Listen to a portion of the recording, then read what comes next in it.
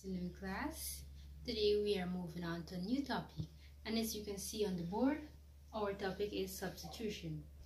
Before I go into what is substitution, first I will give you a nice little activity and you will get the understanding of substitution.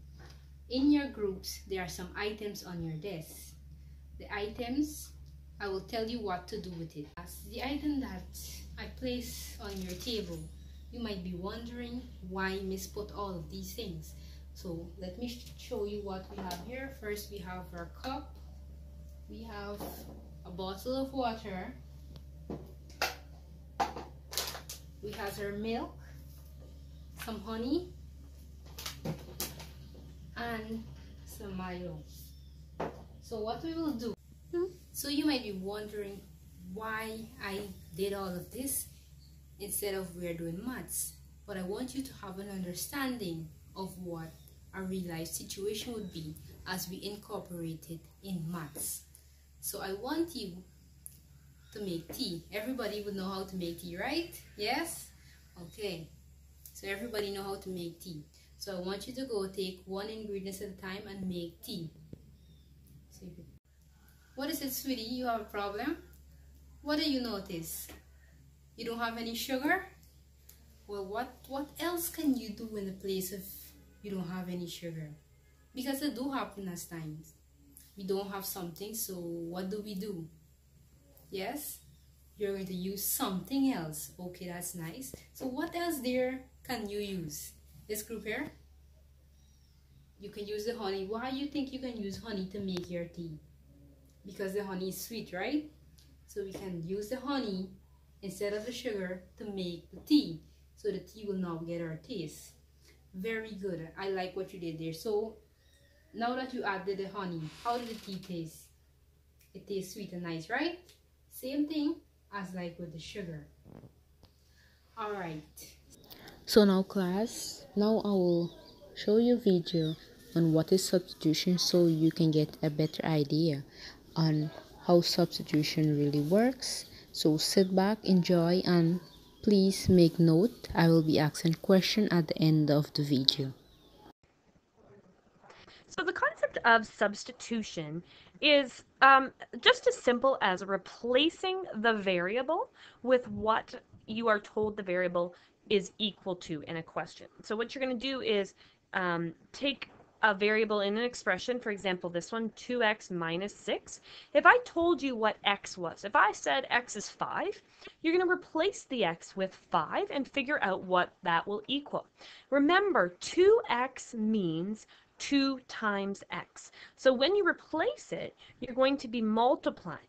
Now, down here in the explanation, it talks about when substituting, you should always use brackets. The reason for that is if we use a multiplication sign, we might get it confused with an x. And so we want to use brackets to represent the multiplication, which is why we did that work in the fall on using, when we did bedmas, we were trying to get used to using brackets to represent multiplication. So here's an example. In the expression 3x minus 8, you were told that x equals negative 2. To solve, what you do is you replace the x with negative 2 using a bracket, and then you just follow bedmas. You multiply, and then you add or subtract, and you get your answer. So let's just look at a couple other ones. So what if 3y, what about 3y minus y squared? And I say that y is equal to 3. All you're going to do is replace the y with 3 and use brackets. So 3 times 3 is 9, 3 squared is 9, and you get your answer. I could have negative x plus 8y.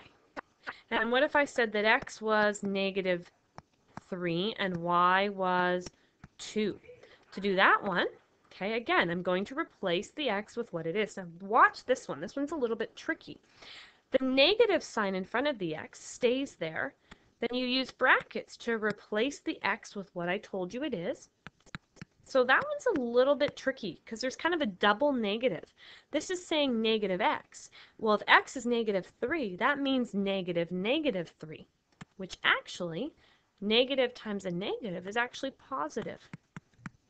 So those are just examples of substitution, and you're going to have an opportunity to practice those and get better at them. With what is substitution? So can somebody stand and read and tell me what is on the paper? Yes, Jessica. Very good. Substitution is the replacement of variables with numerical values. As we just did with the example, we had ingredients to make tea, and we didn't have one ingredient, which is sugar, but what we had was honey. So we used the honey instead of the sugar.